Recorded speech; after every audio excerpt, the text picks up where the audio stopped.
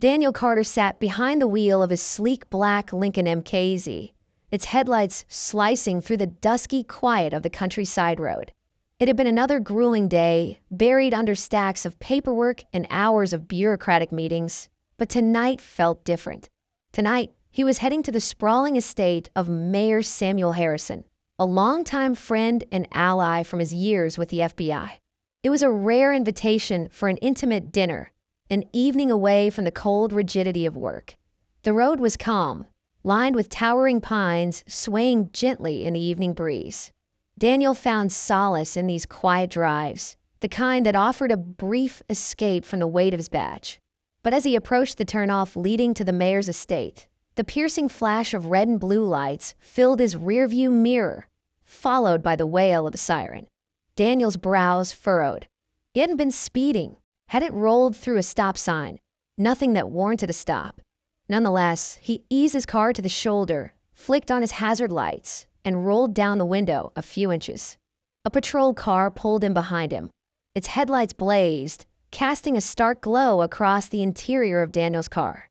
In the side mirror, he spotted a tall figure emerging from the cruiser. A young officer, early 30s, broad-shouldered, with a stiff, almost aggressive posture. His face was unreadable under the brim of his hat as he approached, but there was an air of tension Daniel immediately recognized. The officer stopped just short of the window, one hand resting on his holstered weapon. "License and registration," the officer demanded, his voice clipped and devoid of courtesy. Daniel kept his tone calm. "May I ask why I'm being stopped, officer?" The man's name tag read Bradley Johnson. "Out of town plates," Officer Johnson replied sharply, his eyes flicking across the dashboard, then back to Daniel. "Routine check." Daniel frowned. "My vehicle is registered, and I haven't violated any traffic laws. This stop seems unnecessary." Officer Johnson didn't flinch. Instead, he crossed his arms, his glare hardening. "I said, license and registration. Now." Daniel's patience thinned. "Officer, I'm an FBI agent. If there's no probable cause for this stop, I'd like to know why I'm being detained." Something flickered in Johnson's eyes. Contempt, maybe. He took a deliberate step closer, his voice dropping to a venomous tone. "FBI? That badge don't mean anything here. Out here, you're just another black man on my road." The word struck Daniel like a slap. He'd faced prejudice before, but the venom in Officer Johnson's voice was deeper, uglier, a seething hatred that had been waiting for an excuse to surface. Daniel inhaled deeply, centering himself. "I've done nothing wrong. You have no right." "Shut it." Johnson snapped, his face reddening. "You think you're special? That your badge puts you above me?" It was spiraling. Daniel could feel it, the way the officer's hand hovered closer to his sidearm, the electric tension in the air. This wasn't just a routine stop. It was a powder keg. "Officer, you're making a mistake," Daniel said, his voice calm but firm.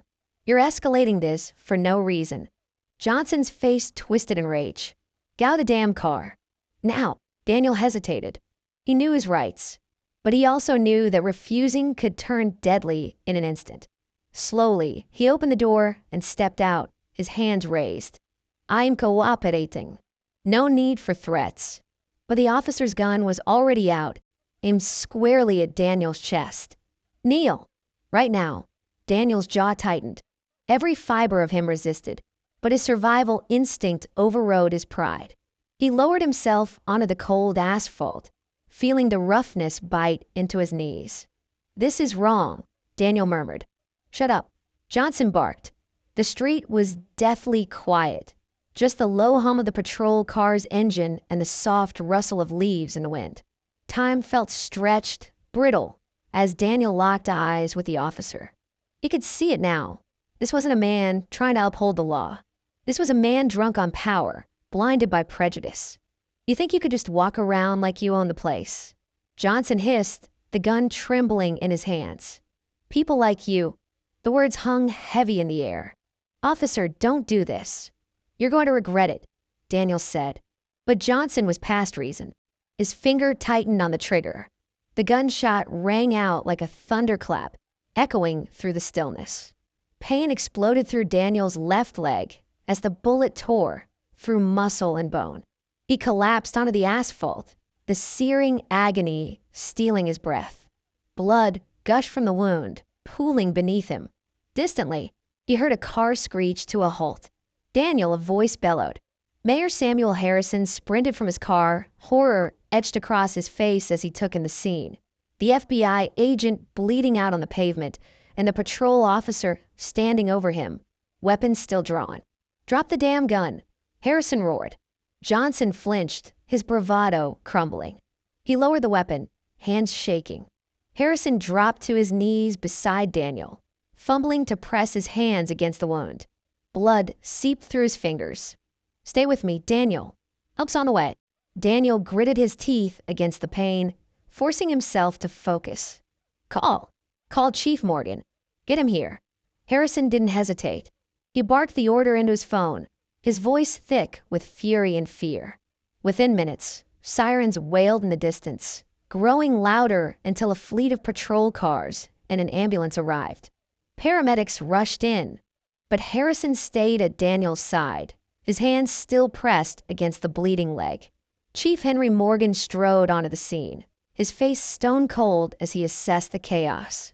His eyes fell on Officer Johnson, who stood frozen, pale with shock. "You're done," Morgan snapped. "Badge. Now." Johnson fumbled with his holster, the reality of what he'd done finally sinking in. Daniel was hoisted onto a stretcher, his vision blurring at the edges, but he forced his head to turn toward Johnson. This isn't over," Daniel rasped. Weeks later, the shooting ignited a firestorm of outrage. Protests erupted across the city, civil rights leaders demanding accountability. The media seized the narrative. An FBI agent shot during a racially motivated traffic stop. Bradley Johnson was swiftly arrested, charged with assault with a deadly weapon, abuse of power, and civil rights violations. Daniel's recovery was grueling, both physically and emotionally, but he refused to be silenced. From his hospital bed, he spoke out about the systemic issues plaguing law enforcement. "This wasn't about one bad cop," he said during a televised interview. "This was about a system that lets officers like Bradley Johnson thrive unchecked." Mayor Harrison and Chief Morgan launched sweeping reforms: mandatory bias training, stricter accountability measures, and community oversight boards. Johnson's trial was swift. Dashcam footage left no room for doubt. The jury found him guilty on all charges, sentencing him to 14 years in prison. But the story didn't end there. Months into his recovery, Daniel received a letter. "Mr. Carter, there's no excuse for what I did. I was wrong. Prison has forced me to confront the hatred I carried. I don't expect forgiveness, but I needed you to know I'm trying to change. Bradley Johnson." Daniel stared at the letter for a long time. Could people like Johnson truly change? He wasn't sure, but he believed in redemption, in the possibility that even the most broken people could find a way back. He folded the letter, placed it in a drawer, and turned back to his work. The fight for justice was far from over, but this was a start.